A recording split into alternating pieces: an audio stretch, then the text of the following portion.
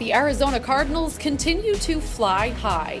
The Cards defeated the Minnesota Vikings in a tight Thursday night football match 23-20. Carson Palmer had another brilliant game, throwing 2 touchdowns and setting up a go-ahead field goal with under 2 minutes to go. Teddy Bridgewater took the Vikings to field goal range on the ensuing drive, but fumbled the ball and the game away after a Dwight Freeney sack.